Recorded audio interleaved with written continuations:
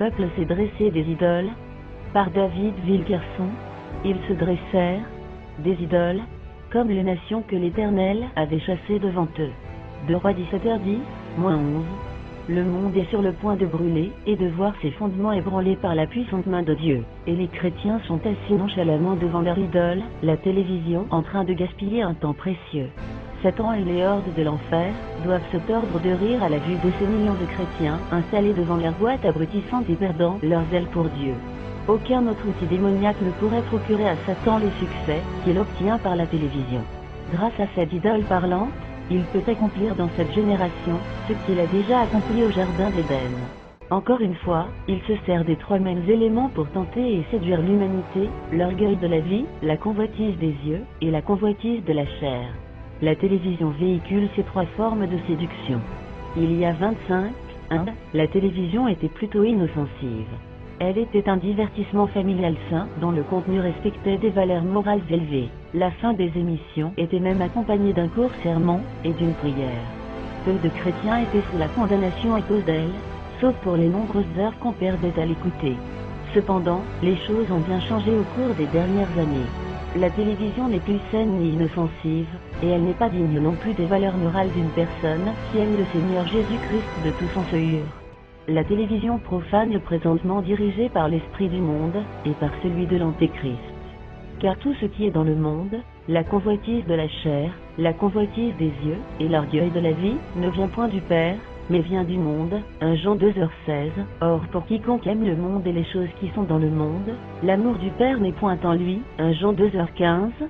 Dieu a mis dans mon cœur le désir de sonner sa trompette contre toutes les idoles présentes dans les vies et dans les foyers de son précieux peuple, ceci jusqu'à ce que chacun puisse dire: je marcherai dans l'intégrité de mon cœur, au milieu de ma maison. Je ne mettrai rien de mauvais devant mes yeux, elle ne s'attachera point à moi. Psaume 101 2.2,3. Certaines personnes, lorsqu'elles liront ce chapitre, diront sûrement: j'ignorais que la télévision était devenue une idole si malfaisante et qu'elle irritait Dieu à ce point. Je ne savais pas qu'en ces derniers jours, elle était devenue l'arme la plus puissante, utilisée par Satan contre le peuple de Dieu, et contre son Église.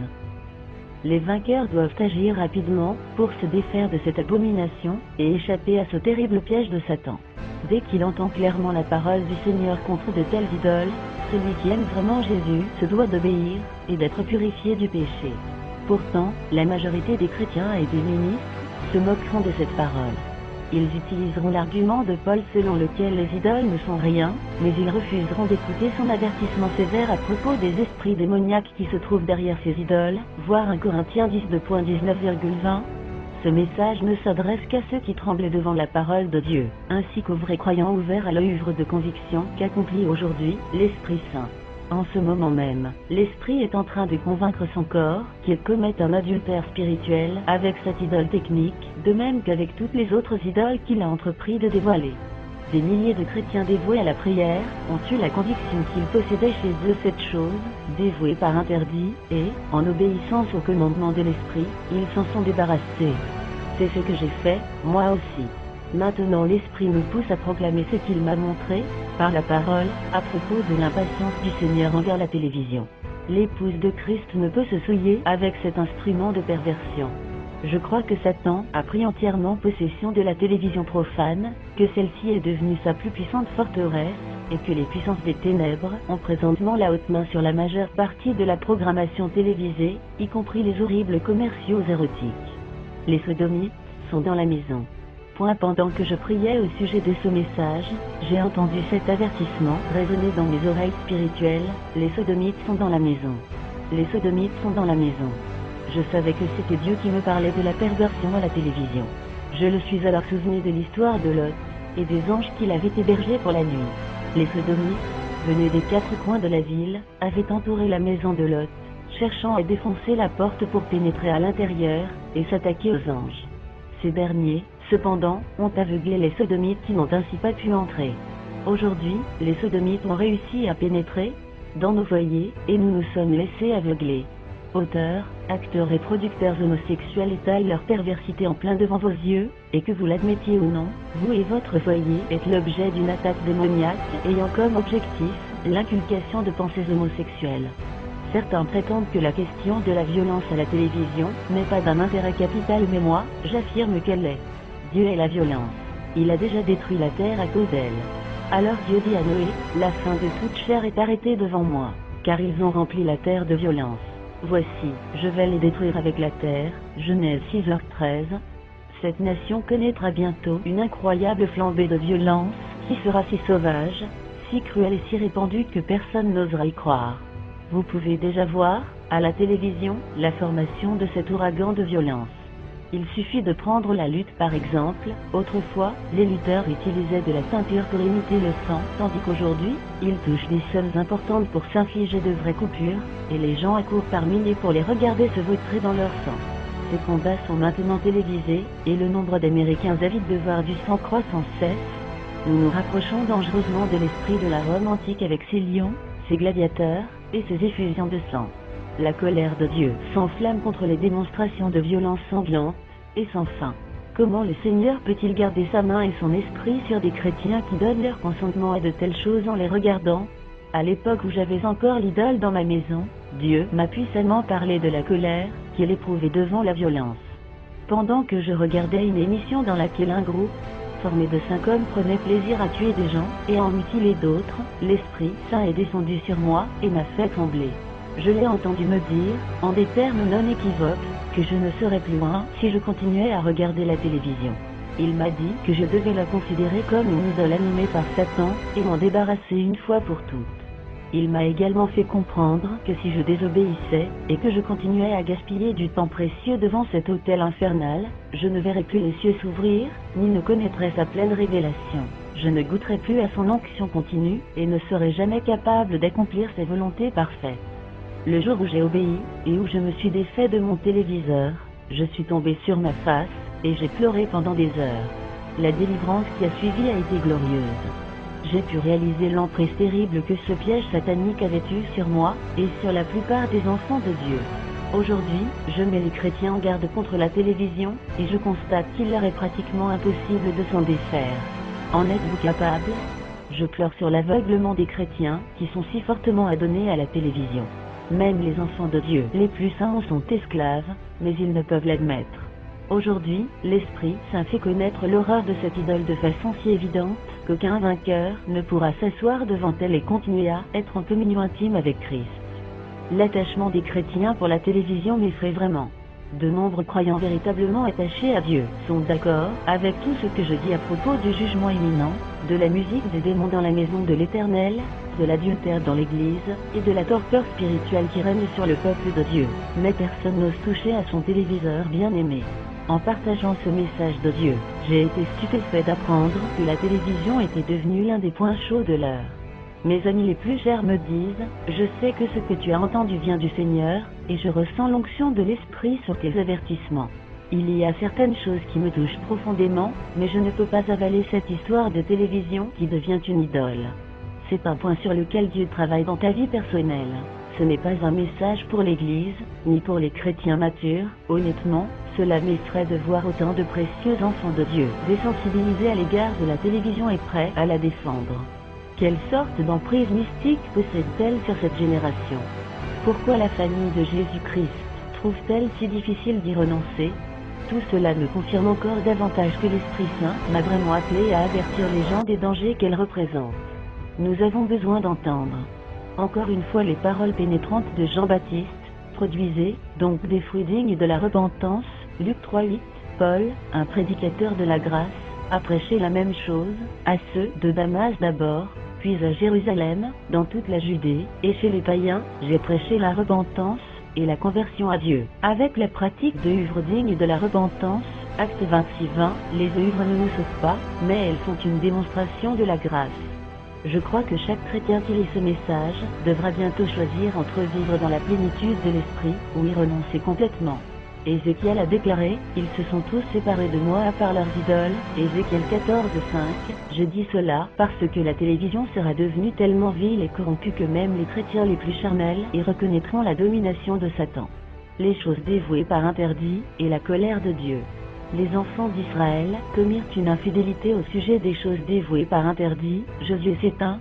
Peu avant de mourir, Moïse avait averti les enfants d'Israël en ces termes: tu n'introduiras point une chose abominable dans ta maison, afin que tu ne sois pas, comme cette chose, dévouée par interdit. Tu l'auras en horreur, tu l'auras en abomination, car c'est une chose dévouée par interdit. Deutéronome 7h26. Le même avertissement leur a été donné par Josué, juste avant la bataille de Jéricho: gardez-vous seulement de ce qui sera dévoué par interdit.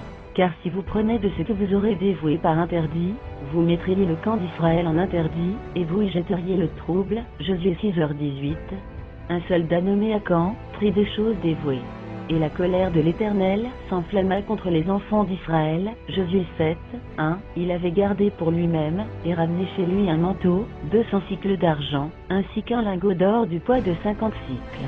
Il a admis sa faute: je les ai convoités, et je les ai pris. Ils sont cachés dans la terre au milieu de ma tente. Josué 7:21. Quelles sont donc ces choses abominables et maudites que Dieu méprisait à tel point qu'il a abandonné Israël simplement parce qu'un homme y a touché? Dieu haïssait tellement ces choses qu'il a permis qu'Israël soit mis en déroute par ses ennemis parce qu'un homme les avait cachés dans sa demeure? Ne s'agissait-il pas simplement d'un manteau, et de quelques centaines de dollars en or et en argent? Qu'y avait-il de si abominable, et de si maudit dans ces choses? C'était pourtant le même or, et le même argent dont se servaient les Israélites, pour effectuer leurs transactions. En fait, ce n'étaient pas les choses elles-mêmes qui posaient un problème, mais plutôt ce qu'elles représentaient. Elles étaient des abominations parce qu'elles symbolisaient la passion, et l'esprit d'homme violent et méchant. Elles étaient dévouées par interdit à cause des grandes tentations qu'elles représentaient, et du potentiel qu'elles avaient de détruire les valeurs morales du peuple de Dieu. L'Éternel continuellement accordait sa protection à ce peuple particulier et saint. Il essayait ainsi de l'empêcher de convoiter les objets et les coutumes des nations païennes. Je considère très sérieusement les paroles suivantes lorsque je les lis, et la colère de l'Éternel s'enflamma contre les enfants d'Israël. Israël a péché, ils ont transgressé mon alliance, ils ont pris des choses dévouées par interdit, et ont menti, et ils les ont cachées parmi leurs bagages. Josué 7, 1,11. À cause des choses dévouées par interdit qui se trouvaient au milieu d'eux, les enfants d'Israël n'ont pu résister à leurs ennemis. Ils se sont enfuis devant eux, car ils étaient sous l'interdit. L'Éternel a déclaré: je ne serai plus avec vous, si vous ne détruisez pas l'interdit du milieu de vous. Josué 7, 12. Ce sont exactement les mêmes paroles que j'entends de Dieu. Si ma douce présence a de la valeur à tes yeux, si tu désires qu'une haie soit élevée autour de toi pour te protéger, et si tu veux résister fermement aux ennemis de ton âme, débarrasse-toi de cette idole dévouée par interdit qui se trouve dans ta maison. Voilà pourquoi nous nous sommes défaits de nos téléviseurs. Ce n'est pas pour des raisons légalistes. Ça, jamais. Le fait de démolir des téléviseurs ne peut sauver personne. Il n'y a aucun mérite là-dedans. Je n'approuve pas ceux qui empilent des téléviseurs, et qui les démolissent lors de réunions publiques. Je crois en la justification par la foi seule. Nous ne parlons pas de salut. Toutefois, le fait de se départir de cette idole écarte l'un des plus grands obstacles de notre progression vers la plénitude de Christ. Ce n'est pas une œuvre de justice, et cela ne peut rien ajouter à la grâce de Dieu. Il s'agit simplement d'un acte d'obéissance à la parole de Dieu, acte dont la motivation est l'amour. Selon moi, il ne fait aucun doute que la télévision profane est devenue la chose abominable et dévouée par interdit au sein de nos foyers chrétiens. Elle est animée par l'esprit de Satan, et est le Baal des temps modernes. Elle place les croyants sur le siège des moqueurs. De plus, elle met devant nos yeux ce qui est mal, provoque les yeux de la gloire de Dieu. On y prend le nom de Dieu en vain, on se moque du mariage et de la fidélité, on ridiculise la religion, et on se rit de la sainteté. Le but de Satan est d'amener le monde entier, y compris les chrétiens, à rire des choses saintes et sacrées. Même les comédies de situation raillent la moralité, tout ce qui est pur, honnête et chrétien est tourné en ridicule. Comme il est triste de voir des chrétiens rire de ce qui devrait nous faire pleurer. Comment pouvons-nous continuer à nous abreuver à ce qui attriste l'Esprit Saint et provoque sa colère? Ne serons-nous pas jugés pour cela? Que nous voulions l'accepter ou non, je suis tout à fait convaincu que la télévision profane est maintenant sous la domination du diable, et que Dieu est irrité contre elle. Lorsque la colère de Dieu à son endroit sera pleinement révélée et que l'Esprit Saint nous dira de nous débarrasser de nos téléviseurs, nous ferons mieux d'obéir. Je pense que nous voyons déjà les conséquences tragiques de la malédiction de cette idole, et ce, même dans nos meilleures familles chrétiennes. Ce son de trompette fait partie de l'avertissement que l'Esprit Saint lance vainqueur. Je suis tellement convaincu du fait que Dieu a dévoué la télévision par interdit que j'ai la hardiesse de dire à tous les vainqueurs, débarrassez-vous en maintenant, de peur que le Seigneur ne vous abandonne à votre convoitise opiniâtre. Josué 7, 12. J'entends l'Esprit annoncer, lève-toi, sanctifiez-vous. Il y a de l'interdit au milieu de toi. Tu ne pourras pas résister à tes ennemis, jusqu'à ce que vous ayez ôté l'interdit du milieu de vous. Josué 7, 13. L'Éternel a appelé cela une infamie en Israël. Josué 7, 15. Les prophètes ont dit des idoles qu'elles ne servent à rien. Jérémie 16, 19. Qu'elles sont deux belles œuvres qui ne servent à rien. Ésaïe 44, 9. Il y a quelque chose de familier dans leurs lamentations sur les idoles d'Israël.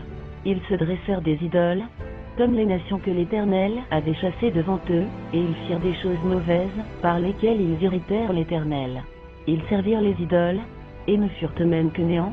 Ils allèrent après les nations qui les entouraient. 2 Rois 17, 10-15. Nous ne sommes plus sous la malédiction de la loi, mais le péché et la désobéissance doivent toujours être jugés. Il y a encore une loi morale dont nous devons tenir compte.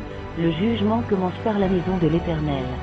Ceux qui tremblent encore devant la parole de Dieu entendront ce que dit l'Esprit à ce sujet.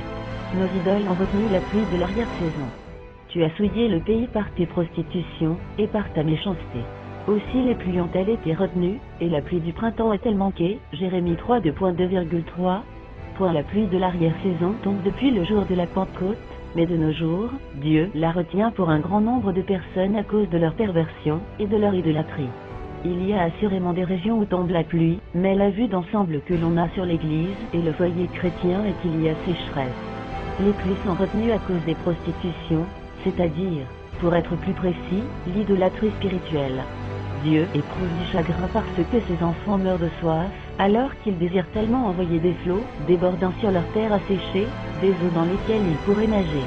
Nos foyers chrétiens devraient jouir constamment de sa douce pluie, et goûter à son esprit saint tout au long de chaque journée, mais au lieu de cela, un téléviseur bruyant trouble la tranquillité avec une pourriture qu'aucun foyer chrétien ne devrait tolérer sous son toit. Nos églises devraient déborder des eaux vives, provenant du trône de Dieu.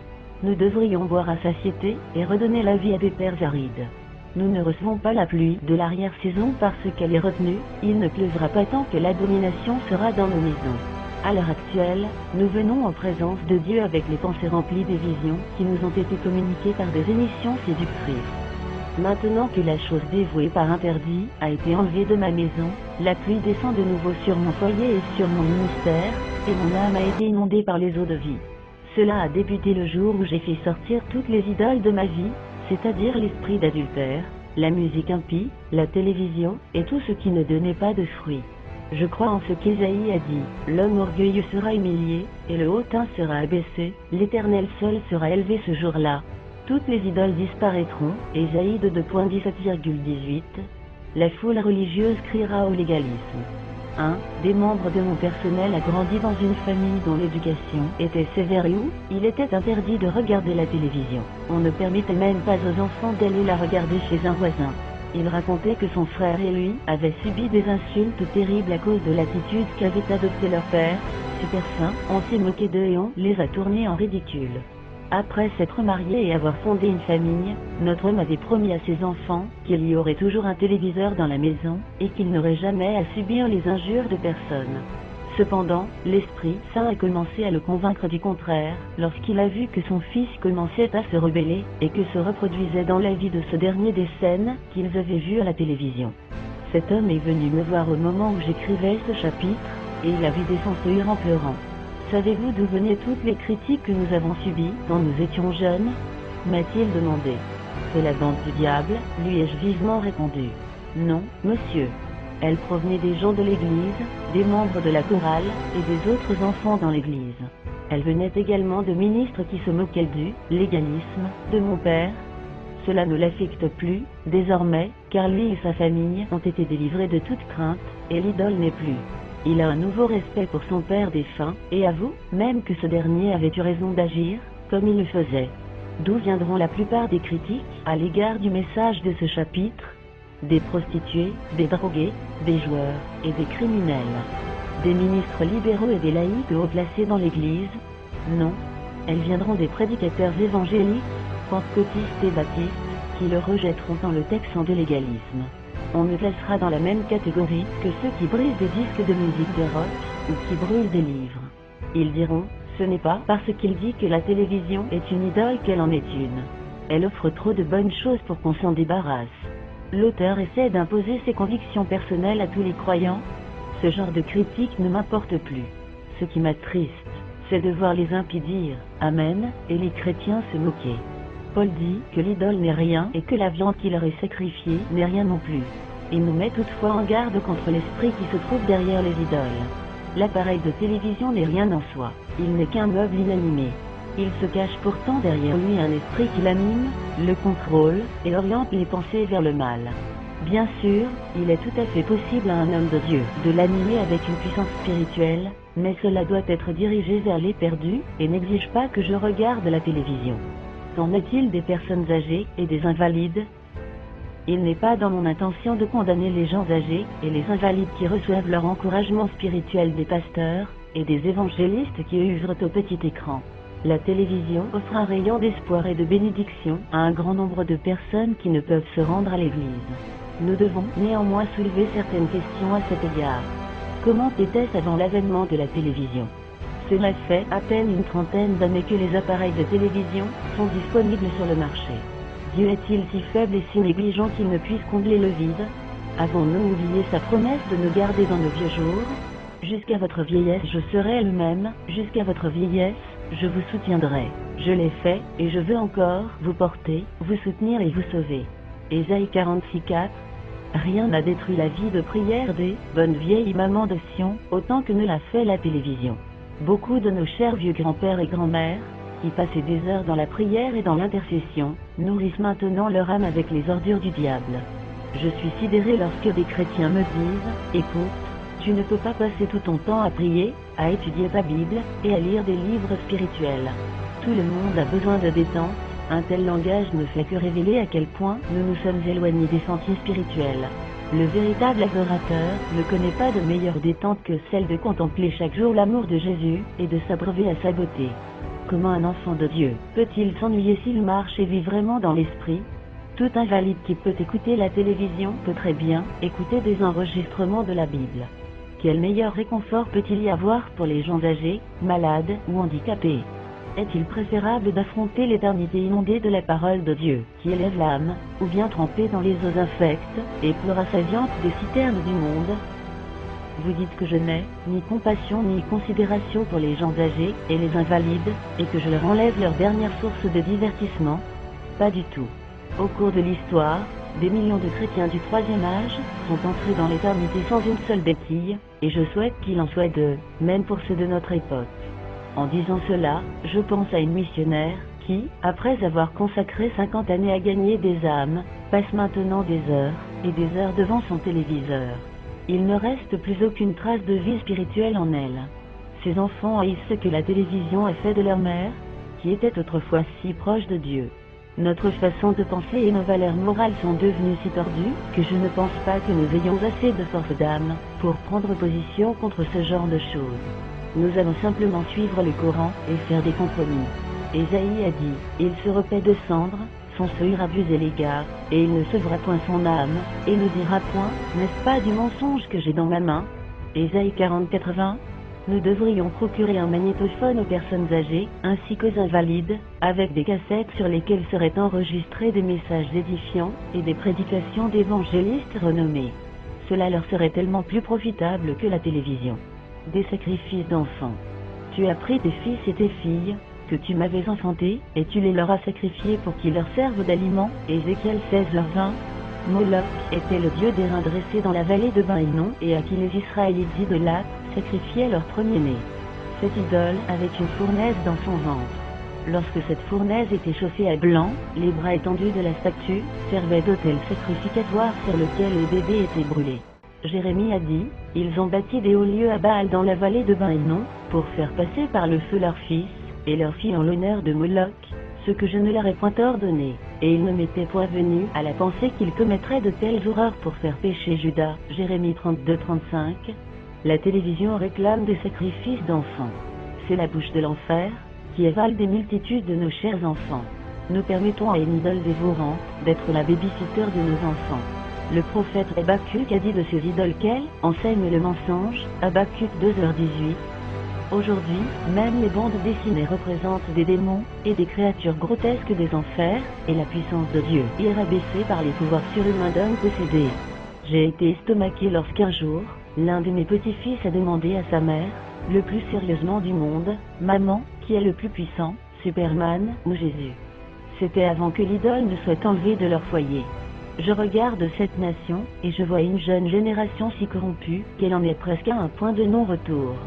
J'entends le cri du Seigneur du prophète Ésaïe, alors qu'il parlait de la part du Seigneur, « J'ai nourri et élevé des enfants, mais ils se sont révoltés contre moi. » Malheur à la nation pécheresse, au peuple chargé d'iniquité, à la race des méchants, aux enfants corrompus. Ésaïe 1:2,4. Israël ne connaît rien, mon peuple n'a pas d'intelligence. Ésaïe 1:3. Nous sommes trop aveugles pour admettre que nous avons livré nos propres enfants à des corrupteurs, qui ont entrepris de gâter et de détruire ce qui est bon. Le prophète a gémi en disant, « Le peuple de Dieu ne prend pas la situation à sérieux.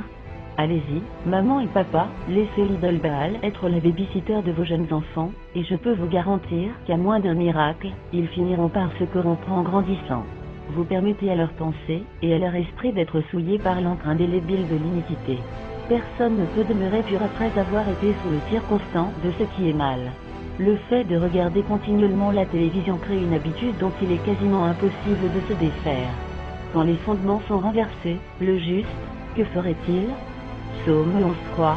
On pouvait récemment lire en gros titre d'un journal, une famille reste collée au téléviseur pendant que la maison brûle. Toute la famille était tellement envoûtée que personne ne s'est déplacé pour téléphoner aux pompiers. Lorsqu'un adolescent atteint l'âge de 18 ans, il a regardé la télévision pendant un temps, correspondant à 6 années, et n'est allé à l'église que l'équivalent de 4 mois. Et les gens me disent que ce n'est pas une idole.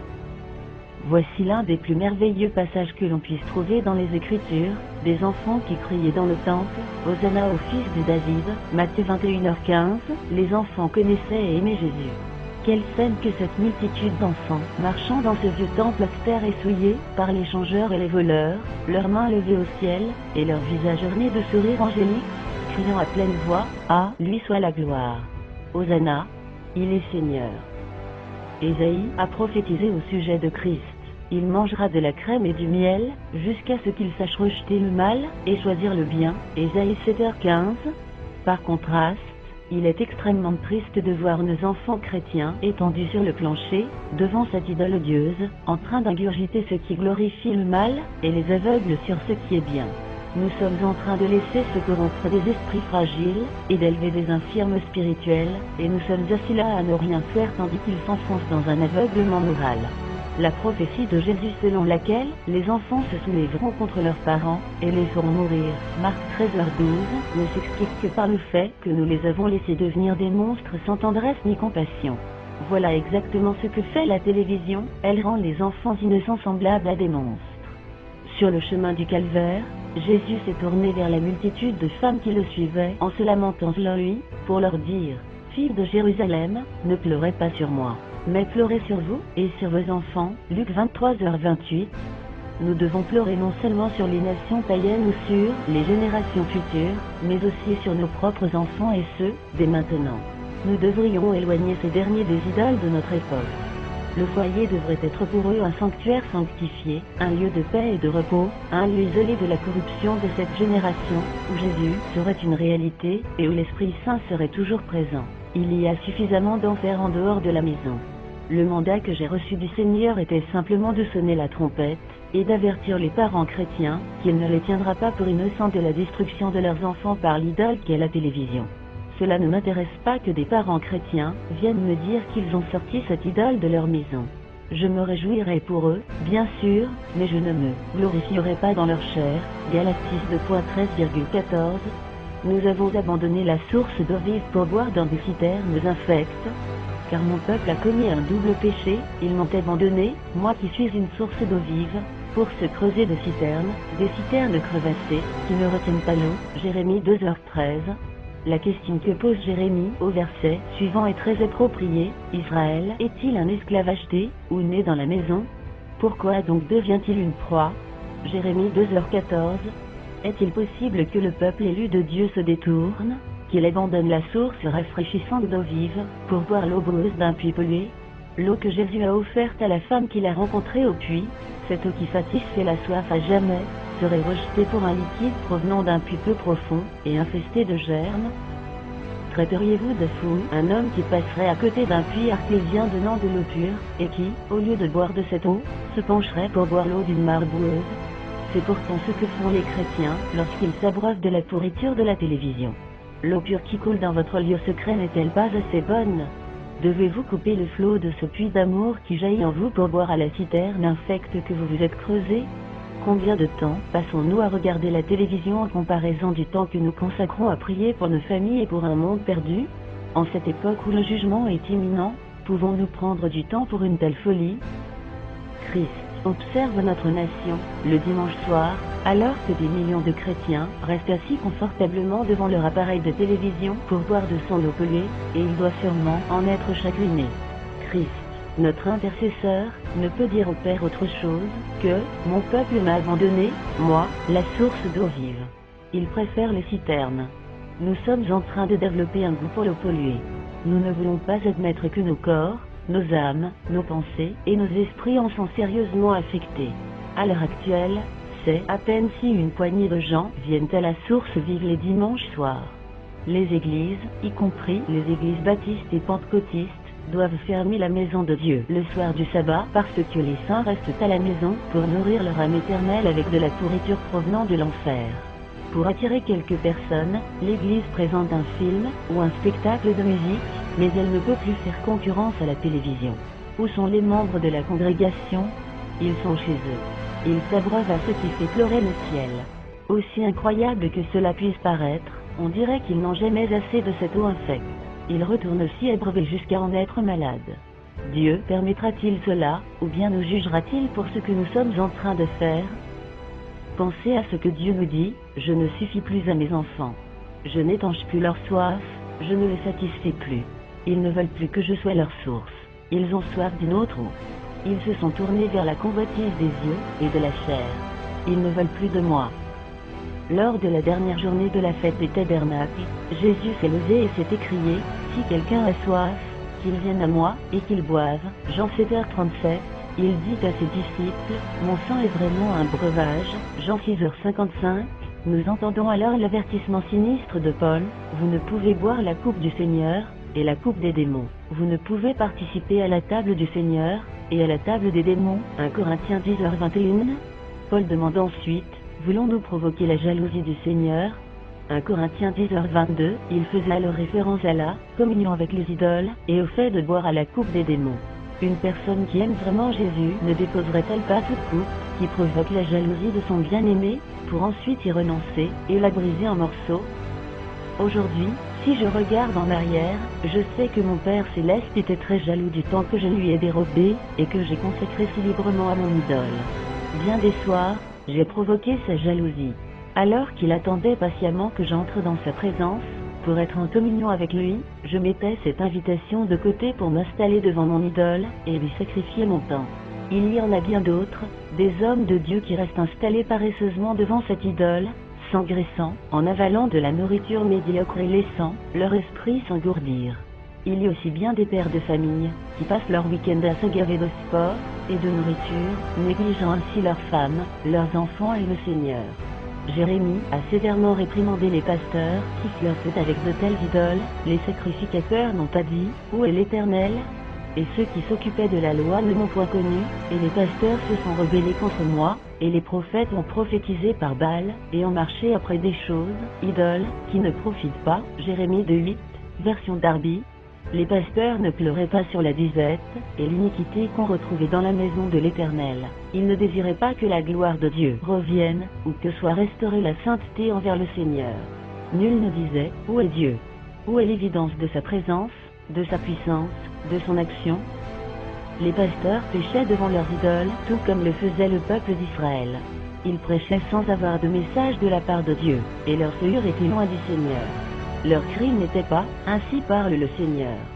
C'était plutôt une parole morte provenant d'un vase vide. Les hommes de Dieu qui sont collés à leur télévision finissent par devenir secs et vides, et leur vie de prière est presque détruite. La conséquence en est la mort spirituelle, tant dans la chair que sur les bancs de l'Église. Jérémie a dit, « Mon peuple a changé sa gloire contre ce qui n'est d'aucun secours ». Jérémie 2h11, l'onction a été changée contre une idole. Malgré cela, tu dis, « Oui, je suis innocente ». Certainement, sa colère s'est détournée de moi. Voici, je vais contester avec toi, parce que tu dis, « Je n'ai point péché ». Jérémie 2h35. Il y a des ministères qui peuvent gaspiller des heures à regarder des visions de l'enfer, et qui disent quand même à Dieu, « Je suis innocente, je n'ai point péché, je sais de quoi je parle parce que je me suis dit ces mêmes choses, ainsi qu'à Dieu, pendant des années. Il n'y a pas de péché là-dedans. Ça ne cause aucun tort. Dieu n'est pas fâché. Cela ne procure qu'un peu de détente, un changement de rythme. Le fait de passer des heures à regarder les sports, une autre idole pour beaucoup, et de voler ainsi à Dieu du temps précieux, nous fait perdre notre vision, et éloigne de nous la gloire de Dieu. Il n'est alors guère étonnant de constater qu'un si grand nombre de nos églises soient mortes et enterrées, coupées de leurs racines. Nous sommes exactement comme les enfants d'Israël, entêtés, obstinés, résolus à nous adonner au péché des païens. Jérémie a écrit, « Voici je mettrai devant ce peuple des pierres d'achoppement, contre lesquelles se heurteront ensemble père et fils. » Jérémie 6h21. Satan nous a trompés en nous faisant croire que la télévision n'était qu'une distraction, et non une abomination. L'une des plus graves malédictions de cette idole est que nous avons perdu de vue l'urgence de nous préparer pour le retour de Christ, et pour le jugement imminent. Nous avons tellement ri avec Lucie, personnage principal d'une comédie télévisée populaire aux États-Unis, qu'il nous est difficile de garder notre sérieux devant la réalité de notre entrée dans la gloire et dans notre foyer céleste. Nous rions alors que nous devrions être prosternés devant Dieu, le sourire brisé et l'esprit contrit. Nos rires nous engourdissent et nous rendent inconscients du jugement qui vient bientôt. De nos jours, il est presque impossible de soulever une foule de chrétiens en prêchant l'imminence du retour de Jésus. Même les avertissements concernant la colère finale de Dieu sont accueillis avec un grand « homme ». Toutes les visions de terreur, de violence, de troubles et de tragédies que nous avons vues en abondance à la télévision ont eu l'effet d'un sédatif sur nous. La fin du monde et les jugements de Dieu sur le pécheur ne sont qu'une autre image d'horreur. Plus rien ne nous semble réel parce que la télévision a transformé la vie en un grand rêve sur vidéo. Dieu a besoin de quelques prophètes intrépides pour nous ramener à la réalité. La vie n'est pas une autre série télévisée, et le jugement imminent de notre nation est tout ce qu'il y a de plus réel. Qu'en est-il de l'équilibre ? Partout où je vais, j'entends ceci, il y a un bouton sur le téléviseur, vous pouvez toujours l'éteindre. Nous devons conserver un équilibre dans ce genre de choses, et éviter de devenir fanatiques. Écoutez-moi bien. Équilibre est le mot convenu pour désigner un seuil divisé. Des chrétiens tièdes s'en servent pour pouvoir s'accrocher à toutes sortes d'idoles. De toute façon, qui tourne le bouton pour éteindre le téléviseur? Qui ne regarde que les bonnes choses? Je crois que Dieu en est venu à détester le mot « équilibre », car il désire maintenant un christianisme radical. Avec la menace d'un holocauste nucléaire, pesant lourdement au-dessus de cette nation, ne devrions-nous pas être radicaux dans notre service et nos dévotions? Dieu nous appelle à être des radicaux de l'Esprit Saint qui détruiront toutes les idoles, qui viendront à sa montagne sainte avec des mains et un sourire pur, dont la vie sera détachée de celle du monde, et qui auront en eux la vision d'une vie éternelle. Dieu veut détruire toutes les idoles. Le Dieu du ventre et les autres dieux. Abba, le Dieu du ventre. Abba, l'idole de la nourriture. Abba, la gloutonnerie et la réplétion. Abba, la goinfrerie, la convoitise de la nourriture et l'esclavage des friandises, alors que le monde est sur le bord de la destruction. Les chrétiens ne se rendent pas tellement compte qu'ils rendent un culte à la nourriture. Nous sommes en train de devenir un peuple obèse, davantage préoccupé par le boire et le manger que par la purification et la préparation à la venue du Seigneur. C'est une honte. L'équilibre, oubliez ça. Nous devons devenir radicaux et traiter ces idoles sans aucune pitié pendant qu'il en est encore temps. Abba, l'idole de l'information. Nous n'avons pas de temps pour la parole de Dieu, mais nous avons tout le temps voulu pour inonder nos pensées avec les informations du jour. Revues, livres, ordinateurs, périodiques, nous ressentons le besoin de nous tenir informés. Pour des multitudes de gens, dont bien des ministres, les informations sont devenues une idole. Détruisez cette idole, et retournez à la révélation de Dieu, à sa parole purifiante et guérissante. Plus question de substituer une idole à une autre. Je vois des chrétiens se défaire de leur idole, la télévision, pour la remplacer tout simplement par la nourriture, le cinéma, les sports, les divertissements, les revues stupides et les livres inutiles. Une des raisons pour laquelle Dieu veut que nous sortions la télévision de nos maisons est que nous puissions consacrer plus de temps à la prière, à l'étude de la Bible et à notre croissance spirituelle. Si le temps ainsi sauvé n'est pas utilisé avec sagesse, vous substituerez une autre idole à la télévision. Gardez votre téléviseur si vous n'êtes pas décidé à passer plus de temps à prier et à chercher Dieu. Disciplinez-vous et soumettez vos pensées au Seigneur Jésus. Demeurez dans sa parole jusqu'à ce qu'elle devienne pour vous un nouveau livre, que vous soyez attirés par elle et que sa douce puissance purificatrice agisse en vous. Ceux qui s'approcheront de Dieu n'auront plus besoin de la télévision. Qu'ai-je à faire encore avec les idoles? Je l'exaucerai, je le regarderai. Osée 14:8. Les évangélistes de la télévision. Qu'en est-il des évangélistes de la télévision qui ont besoin du soutien financier des chrétiens pour continuer leur œuvre? Il y a des missionnaires dans tous les coins du monde qui reçoivent des subventions, et vous ne les voyez jamais à la télévision. Vous êtes rarement en contact avec eux, et pourtant, vous donnez parce que vous avez l'évangile à Seuil. On nous a amenés à croire que la télévision était utilisée pour évangéliser les perdus. Si tel est le cas, pourquoi aurais-je besoin d'un téléviseur chez moi? Jérémie a dit, l'homme peut-il se faire des dieux, qui ne sont pas des dieux? Jérémie 16:20, Satan n'est pas propriétaire des ondes, même s'il les corrompt. La télévision devient un dieu de ce monde seulement lorsqu'elle est animée par l'esprit de Satan. Autrement, elle n'est qu'une merveille électronique, un simple meuble. Il est possible à un pasteur, ou un évangéliste loin de l'esprit d'utiliser la télévision pour gagner des âmes pour Christ. Des multitudes de gens ont été sauvés en regardant une émission chrétienne. Lorsque ointe par l'esprit, la télévision peut devenir un outil puissant pour l'évangélisation. Aussi, les ministres qui s'en servent dans ce but ne sont pas de connivence avec une idole. Ils n'utilisent cet outil que pour la gloire de Dieu. La télévision est une idole à cause de ce qui l'anime à un moment donné, non pas parce qu'elle est mauvaise en soi. Les quelques évangélistes qui méritent d'être écoutés sont ceux qui prêchent la repentance et qui montrent à la nation les péchés qu'elle commet. Cependant, ceux qui se servent de la télévision pour amasser des fonds et exposer leurs projets dispendieux le font à mauvais escient, et ne devraient, dans ce cas, recevoir l'appui d'aucun croyant qui aime Christ. Ceux qui incitent la nation à la repentance méritent notre appui. Il y en a malheureusement peu dans cette catégorie. Je suggère donc aux croyants de n'accorder leur soutien financier qu'à ceux qui prêchent la repentance. En ce qui me concerne, j'ai quelques amis qui sont évangélistes à la télévision, et que j'ai l'intention d'appuyer de tout mon seuil. Je préfère ne pas avoir de téléviseur chez moi parce que je n'ai pas besoin d'être évangélisé, et que je peux soutenir les quelques prédicateurs en qui j'ai confiance, sans devoir regarder leurs émissions. De plus, chaque fois que l'appareil de télévision est allumé, il a un potentiel phare pour l'influence et l'activité démoniaque. Je ne veux pas être de cette majorité de chrétiens naïfs qui prétendent que leur maturité leur permet de regarder n'importe quel genre d'émission sans en être affecté. Le chrétien vraiment mûr tremblera devant la parole de Dieu. Il verra le danger potentiel que renferme la télévision et l'évitera complètement. Est-ce là seulement l'opinion d'un homme?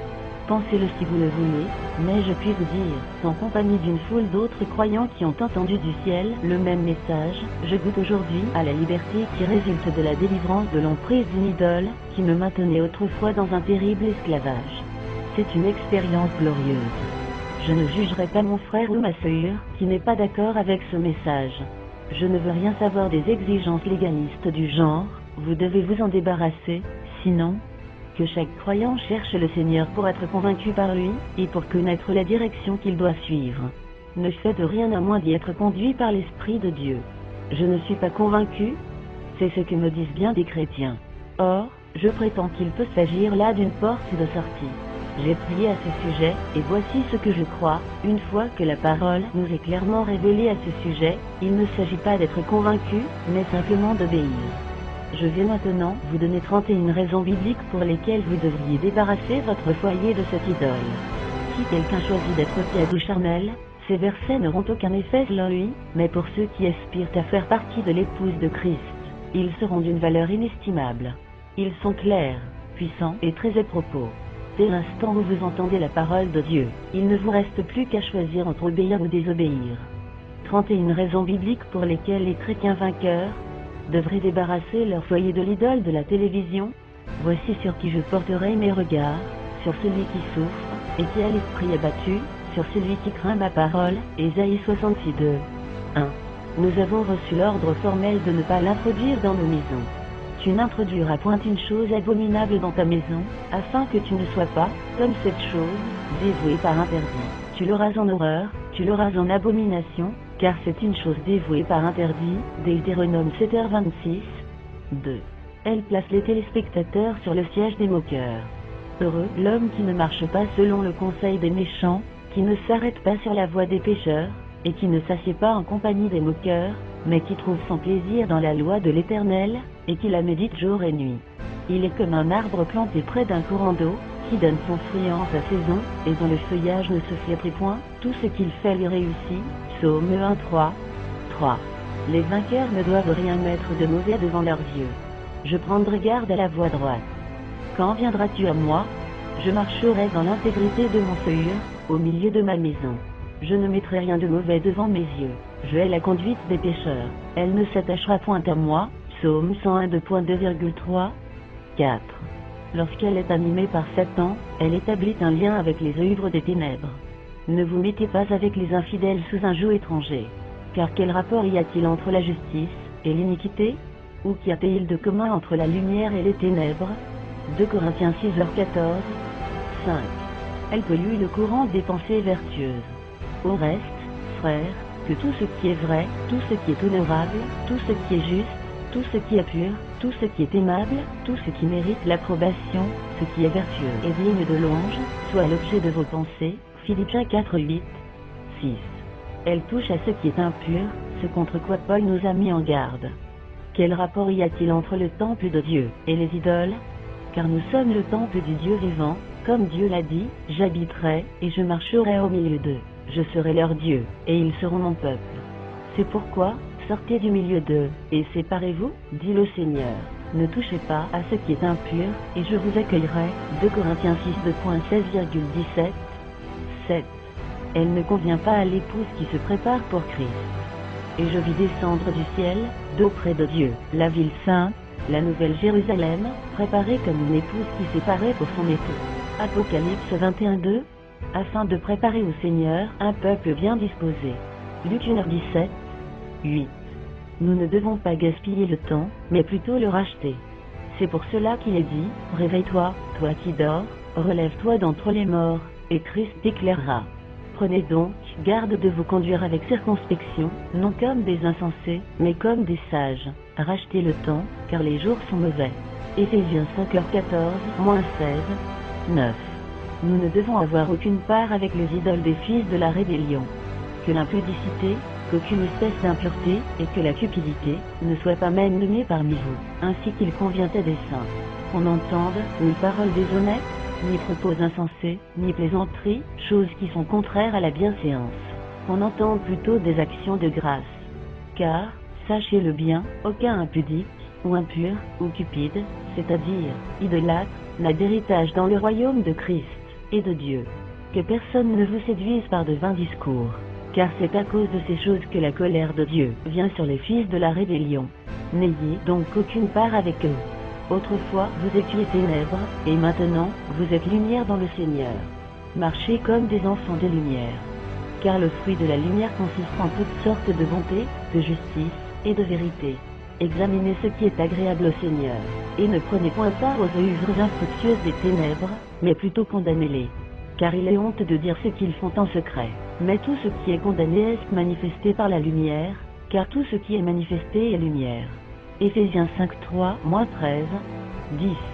Le fait de contempler des scènes de violence empêche les téléspectateurs d'éprouver du chagrin à cause du péché. Malheur à ceux qui vivant tranquilles dans Sion, vous croyez éloigner le jour du malheur, et vous faites approcher le règne de la violence. Il repose sur des lits d'ivoire, et il ne s'attriste pas sur la ruine de Joseph. Amos 6:1,300. 11. Elle ne renouvelle certainement pas l'intelligence.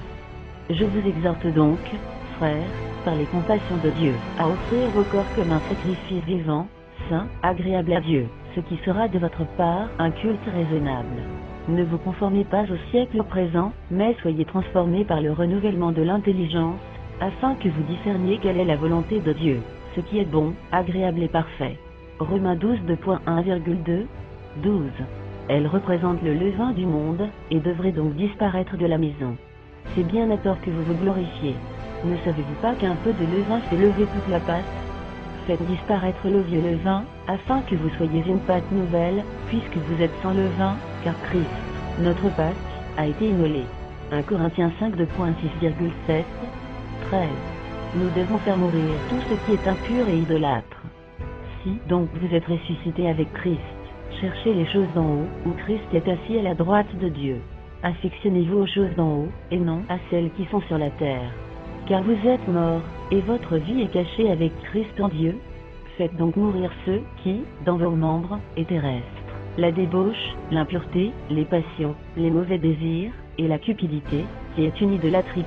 C'est à cause de ces choses que la colère de Dieu vient sur les fils de la rébellion. Colossiens 3:1, -3,5, -6, 14. Elle véhicule des paroles honteuses dont nous devons nous éloigner.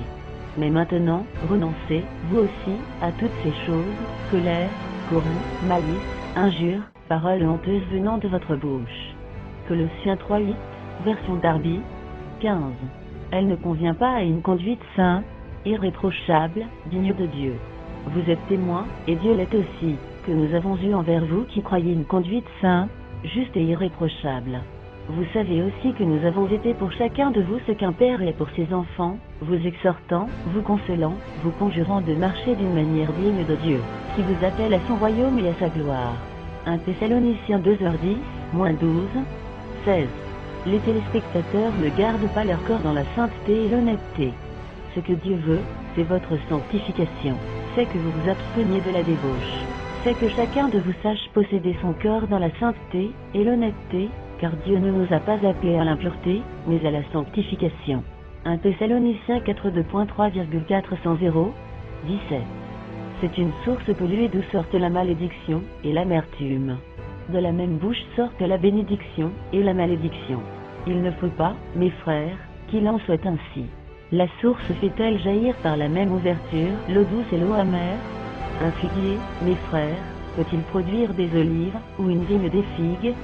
De l'eau salée ne peut pas non plus produire de l'eau douce. Jacques 3h10, -12, 18. Elle enlève la honte du péché. Ils seront confus, car ils commettent des abominations. Ils ne rougissent pas, ils ne connaissent pas la honte. C'est pourquoi, ils tomberont avec ceux qui tombent, ils seront renversés quand je les châtierai, dit l'Éternel. Jérémie 8h12, 19. Christ nous appelle à oindre nos yeux, non à les empoisonner. Un collier pour oindre tes yeux, afin que tu vois. Apocalypse 3h18, 20.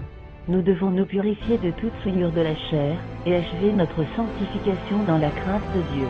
Ayant donc de telles promesses, bien-aimés, purifions-nous de toute souillure de la chair, et de l'esprit, en achevant notre sanctification dans la crainte de Dieu. 2 Corinthiens 7:1, 21. Le ministère pour Christ exige que nous rejetions les choses honteuses qui se font en secret. C'est pourquoi, ayant ce ministère, selon la miséricorde qui nous a été faite, nous ne perdons pas courage. Nous rejetons les choses honteuses qui se font en secret, nous n'avons point une conduite astucieuse, et nous n'altérons point la parole de Dieu. Mais, en publiant la vérité, nous nous recommandons à toute conscience d'homme devant Dieu.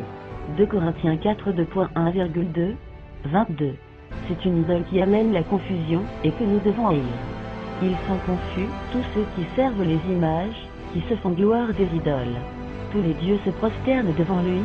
Vous qui aimez l'Éternel, haïssez le mal. Il garde les âmes de ses fidèles, il les délivre de la main des méchants. Psaume 97 2.7,10, 23. Elle fait tomber les enfants dans le péché. Celui qui fait tomber dans le péché un de ces petits qui croient en moi, il vaudrait mieux pour lui qu'on lui attache au cou une grosse pierre, et qu'on le jette dans la mer. Marc 9h42 dans la Bible en français courant, 24. Elle nourrit ce péché accablant qu'est l'orgueil.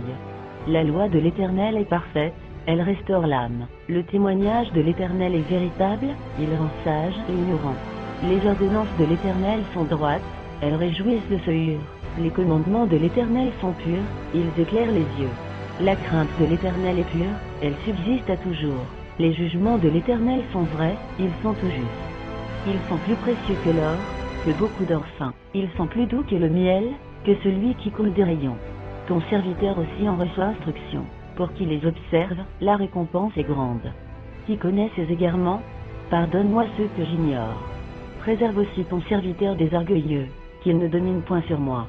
Alors, je serai intègre, innocent de grands péchés. Reçois favorablement les paroles de ma bouche, et les sentiments de mon seuil, ô Éternel, mon rocher et mon rédempteur. Psaume 19:8-15, 25. L'heure est trop avancée, Christ revient bientôt. Nous devrions nous dépouiller des œuvres des ténèbres. La nuit est avancée, le jour approche. Dépouillons-nous donc des œuvres des ténèbres, et revêtons les armes de la lumière. Marchons honnêtement, comme en plein jour, loin des orgies, et de l'ivrognerie, de la luxure, et de la débauche, des querelles et des jalousies. Mais revêtez-vous du Seigneur Jésus-Christ, et n'ayez pas soin de la chair pour en satisfaire les convoitises. Romains 13h12-14. Quiconque a cette espérance en lui se purifie, comme lui-même est pur. 1 Jean 3:3, 26. Dieu ordonne à son peuple saint de renverser, et de détruire toutes les idoles. Voici, au contraire, comment vous agirez à leur égard: vous renverserez leurs autels, vous briserez leurs statues, vous abattrez leurs idoles, et vous brûlerez au feu leurs images taillées. Car tu es un peuple saint pour l'Éternel, ton Dieu. L'Éternel, ton Dieu, t'a choisi, pour que tu fusses un peuple qui lui appartint entre tous les peuples qui sont sur la face de la terre. Deutéronome 7:5,6, 27. Elle exprime notre amour du monde, et, par le fait même, notre inimitié contre Dieu. Vous demandez, et vous ne recevez pas, parce que vous demandez mal, dans le but de satisfaire vos passions. Adultères que vous êtes. Ne savez-vous pas que l'amour du monde est inimitié contre Dieu? Celui donc qui veut être ami du monde se rend ennemi de Dieu. Jacques 4:3,4, 28. La face du Seigneur est contre ceux qui font le mal. Or, les téléspectateurs ne s'éloignent pas du mal, comme il leur a été ordonné de faire. Si quelqu'un, en effet, veut aimer la vie, et voir des jours heureux, qu'il préserve sa langue du mal, et ses lèvres des paroles trompeuses, qu'il s'éloigne du mal et fasse le bien, qu'il recherche la paix et la poursuive.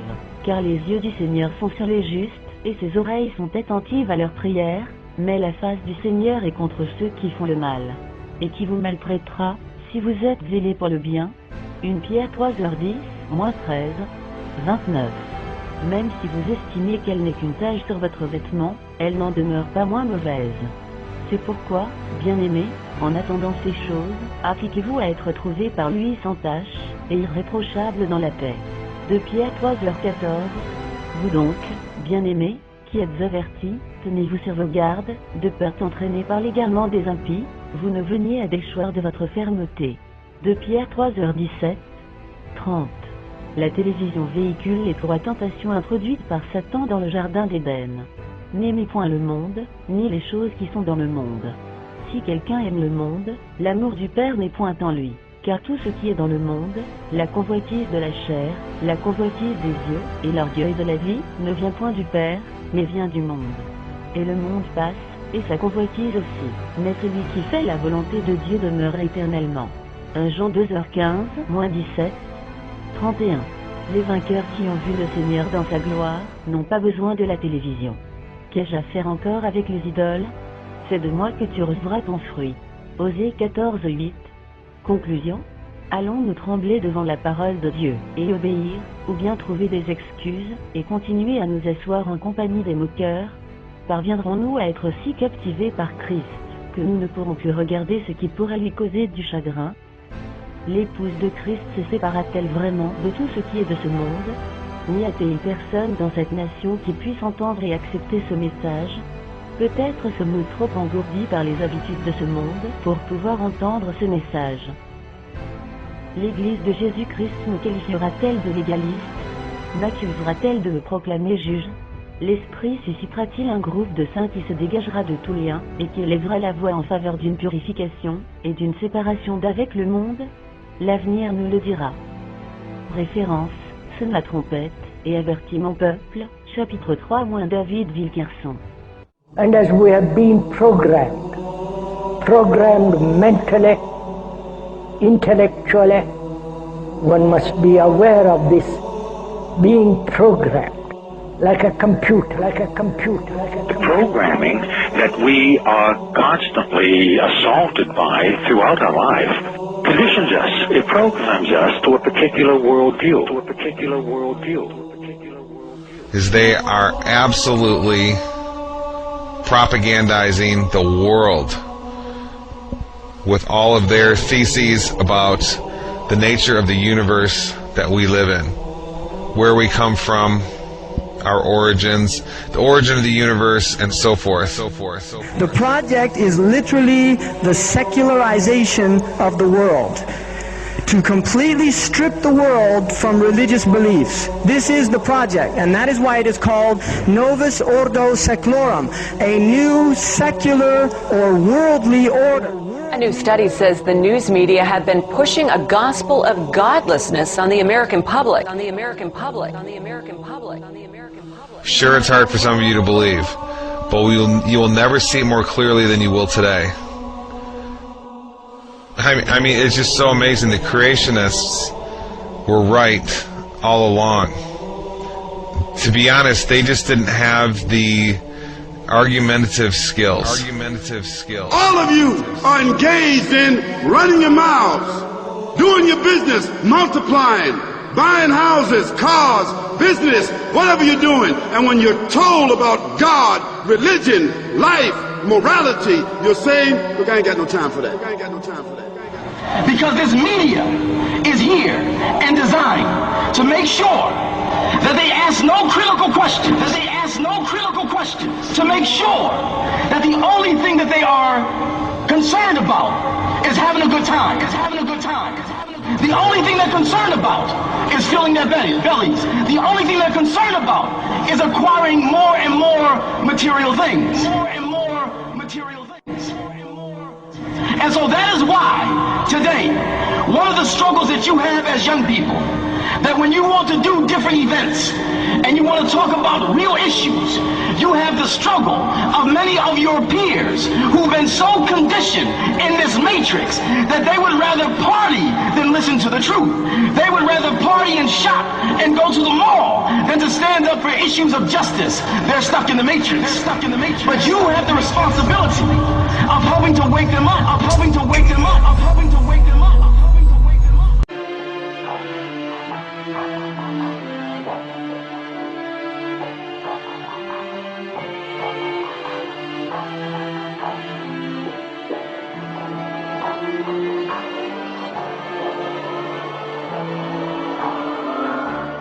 That's back from high school algebra. But let's take a look.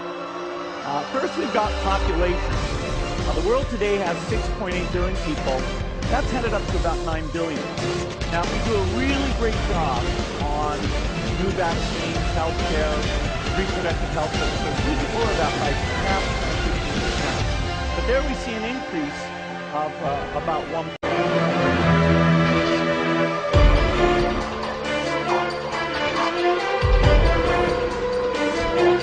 Sanction bill against the Iranians. Very, very dangerous. Sanctions are literally